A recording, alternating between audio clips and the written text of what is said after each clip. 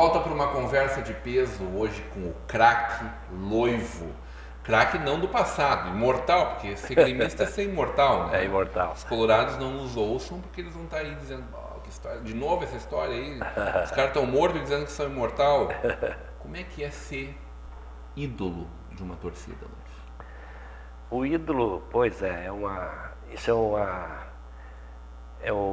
é que eu vou te explicar? Tu ser ídolo de uma torcida, tu passa por várias etapas, assim. O aprendizado, o reconhecimento do torcedor quando tu entra em campo, a garra, eu acho que a garra é fundamental, e isso eu tinha de sobra. Eu era um jogador, eu perdia 4 quilos por jogo. Olha, é incrível. Então, eu acho que isso corria pouco. Então isso foi marcando, sim, muito o torcedor, e isso me ajudou não a ser ídolo, eu acho que eu ser um jogador útil para o plantel do Grêmio. Então, nós íamos para o interior naquela época, que naquela época não tinha televisão, 69, aliás, 65, 66, estava começando a época. Então, nós íamos para jogar em Passo Fundo, nós ficávamos no Hotel Serrador, nunca esqueço, e nós íamos sábado, depois de meio-dia para lá. E então, domingo, a gente, depois da preleção vou falar do tempo do seu Froner, nosso treinador, nós descíamos até a praça assim. Tu tinha que ver a felicidade desses torcedores ali esperando para pegar uma flama, alguma coisa assim, assinada, um autógrafo. Era uma coisa fantástica. E eu adorava fazer isso, porque eu vim lá do interior, então eu pensava assim, poxa, como vou fazer, não é que vou fazer o bem, mas como eu também era assim, deles que vim lá do interior para ver o jogo contra o Gaúcho ali, e descer assim e falar com o pessoal. Eles chegavam a te tocar assim, sabe? Era incrível. Hoje então muito mais, mas na época... Pois porque não tinha mídia que tem hoje, né? Isso, a mídia, não tem então, internet, hoje não tem TV, não tinha nada. Né? Então, porque era o Correio do Povo, a 0 hora engatinhando lá. Engatinhando ainda, Então, assim eu conto... Não, acho que depois eu vou falar do gol mais bonito, não sei. Pois é, esse gol mais bonito. O Grêmio é um time que parece que sai pequeno diante dos pequenos e vira um gigante diante dos grandões. Né? E aí tem uns freguês na nossa caderneta, né? Tem. Estava dizendo que contra o Corinthians a coisa nunca era muito fácil, principalmente São Paulo era difícil, né? São Paulo... Jogar em São Paulo era difícil. Mas em compensação... Mas jogar contra o Santos de Pelé, jogar contra o Palmeiras essa turma toda. Garrincha ainda, Botafogo. Agora, o freguês mesmo sempre foi o Flamengo. O Rio era a barbadia. Ou era vocês que gostavam de estar no Maracanã, sentia vontade? O Maracanã era nosso estádio lá, porque... Tu jogou os primeiros campeonatos nacionais, né? 71 até 75. O Roberto Gomes Pedrosa o primeiro só tinha 12 times, 4 de São Paulo, 4 do Rio, 2 de Minas e 2 gaúchos. Paraná não tinha, Santa Catarina não tinha, 12. E só jogos bons, né? Porque daí era Pelé, Garrincha, aquela turma, Rivelino, Dudu, Ademir da Guia, poxa, então... Que é o embrião do Campeonato Brasileiro. Exatamente. 68, 69, 70. Isso, foi fomentando. Em 71, o Campeonato Brasileiro, como a gente conhece hoje, ele nasceu. Quer dizer, na verdade, de formatação diferente, mas era o nome de Brasileirão. Isso aí. Então, começou a... E aí, o Maracanã era a tua segunda casa. Não vamos esnobar tanto, mas... Não, mas a diferença que nós tínhamos... Você já ia para lá pensando no bicho. Isso é verdade. Nós treinávamos muito forte. Na época, nós tínhamos o preparador físico, primeiro foi o Mário Dort, trabalhando no Exército, então era muito rígido. Depois Heron, nós tivemos Alduino, Zílio, vários preparadores físicos. Então, o Grêmio sempre foi bem preparado fisicamente. E isso nos levava ao Maracanã, aquele campo com 110, 115 por 80. E os clubes de lá, o Fluminense treinava na Laranjeiras, campinho pequenininho. O Flamengo também na Gávea, tudo pequeno. E domingo jogava no Maracanã, aquele estádio, tamanho do campo lá. O primeiro tempo era parelho, mas o segundo nós fazíamos uma correria lá, fazia a bola andar e eles não nos aguentavam. Então era difícil nós perder no Rio. Foi lá o gol mais bonito da tua... um gol que marcou muito na época, porque naquele tempo a rádio transmitia, aliás, a TV passava o jogo daqui, o Inter jogava em Porto Alegre e veio do Rio. Daí passou o primeiro tempo do Inter, era 1 hora a diferença. Então o segundo tempo passou todo para cá, o jogo do Rio, começava às 5. E daí deu uma falta no Flamengo lá, bati a falta quase para cima da intermediária assim, e a bola bateu na forquilha e entrou. Então foi um gol que marcou muito. Eu sempre falo do o Milton Ferretti Jung, que foi o narrador da Guaíba na época, e aquele gol, a bola bateu na trave, bateu embaixo e daí bateu na rede. Ele gritou gol, gol, gol, foi em função desse gol aí, porque primeiro ele disse gol, não sabia se a bola tinha entrado ou não, ele gritou gol, gol, e aquilo marcou. Até hoje o Milton, as coisas assim que marcou muito, né? Vocês iam para lá esperando o bicho, como é que é esse negócio aí? Já fazendo compras antecipadas com o bicho. Na época... Isso é uma brincadeira de vocês, mas foi recorrente. Não, brincadeiras, claro, mas não é sempre nós ganhávamos, mas... daí nós tínhamos o Jadir, que gostava muito de long play, naquele tempo era o long play, o disco. Então ele, depois do jogo, ele vinha cheio de disco para Porto Alegre, tudo, o bicho que nós ganhávamos, já estava comprando o long play. Gastando, as coisas... E marca muito essas coisas assim, então... Mas, claro, nós não ganhávamos todo o jogo, mas, gente, é brincadeira. Mas que nós se dávamos bem no Rio de Janeiro, se dava. E jogar fora do país, hein? Porque também não era tão frequente, né? Mas aqui na região, no Cone Sul, já era mais frequente. As coisas assim, que não é que eu lastimo, que eu gostaria de ter conhecido a Europa, porque hoje um jogador, qualquer jogador com 20, 15 anos já está indo, conhece a Europa, vai para todos. Na época não se viajava assim. A viagem mais longa que nós fizemos foi ao Peru, jogar 2 jogos com a seleção peruana. E aquilo também para nós foi interessante porque eles estavam se preparando para a Copa do Mundo e convidaram o Grêmio para ir lá. E realmente foi muito bom, nós empatamos um jogo e perdemos o outro. E depois do Uruguai, Argentina, nós íamos mais seguido. Então foi poucos países que eu conheci jogando futebol. Penharol Nacional, Jogou com o Boca. Com o Boca, o River. Jogou na Bombonera. Jogar contra o Nacional no Centenário era beleza, um campo muito bom também.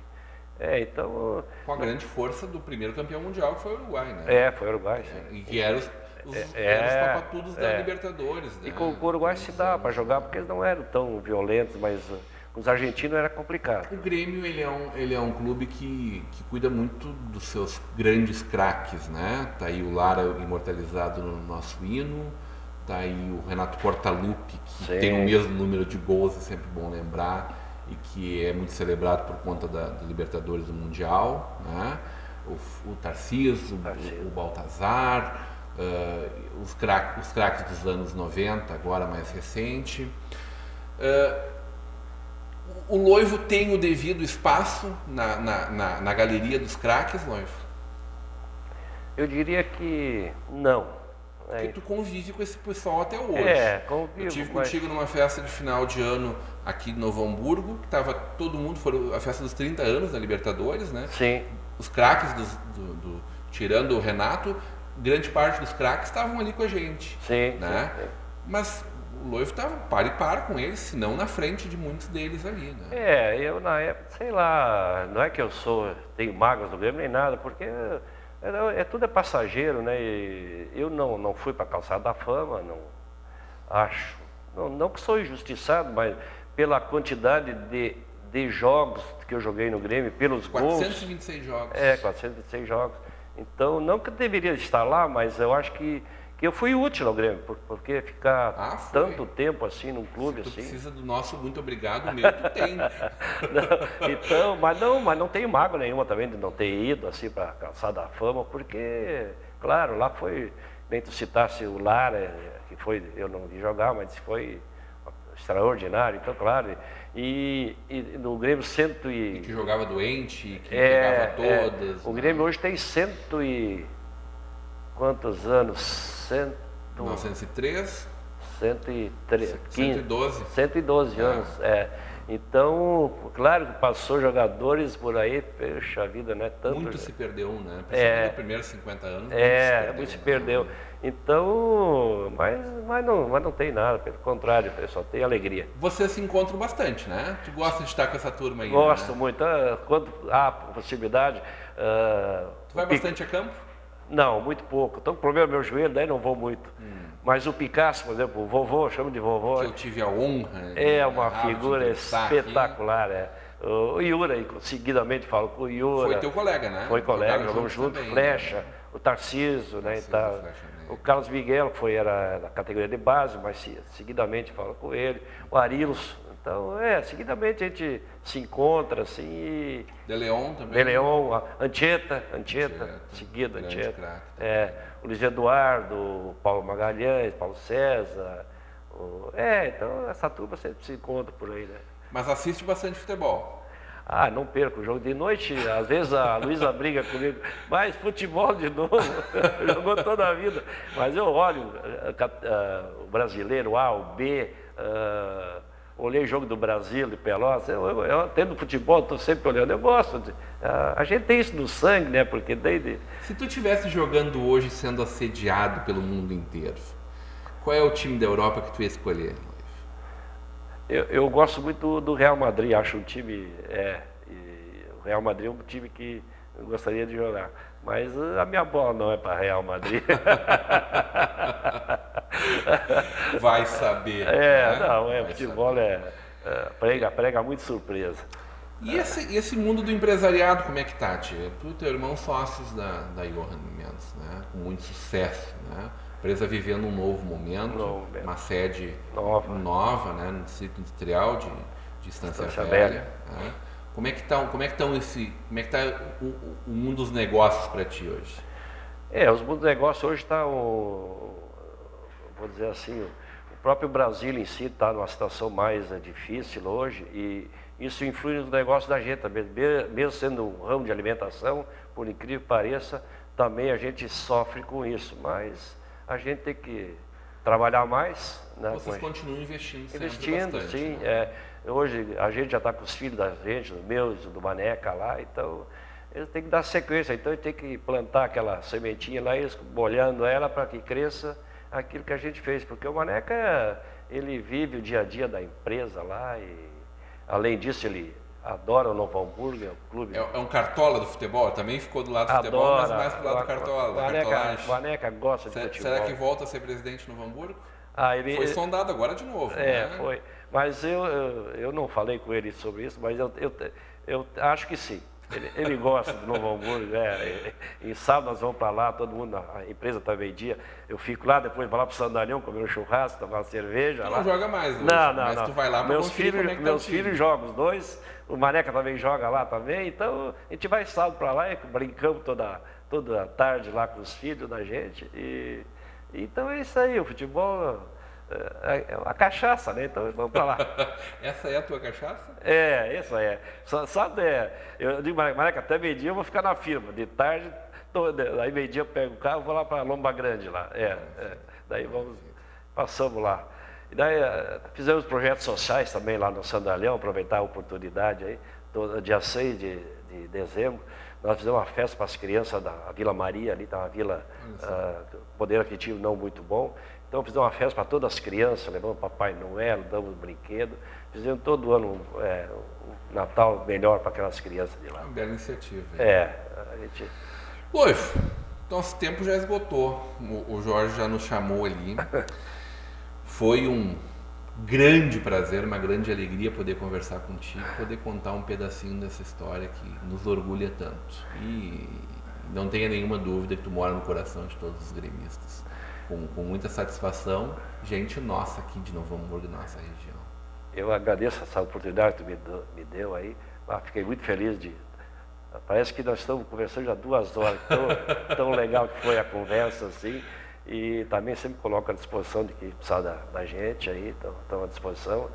E mais uma vez é um prazer muito grande participar do teu programa, que tem uma audiência muito grande. Muito obrigado. Eu fico muito obrigado. Feliz e sempre à disposição. Grande goleador, né? 6º maior goleador da história, dessa história centenária do nosso Grêmio Futebol Porto Alegrense. O pessoal diz que jornalista tem que ser isento. Eu não sou jornalista, tá? Eu brinco com o Colorado numa boa e eu enalteço demais aí o nosso Grêmio Futebol Porto Alegrense, as figuras que fizeram essa história. Hoje, numa conversa de peso com o Loifo. Continue agora com a programação da nossa Vale TV e da nossa rede de comunidade de televisão.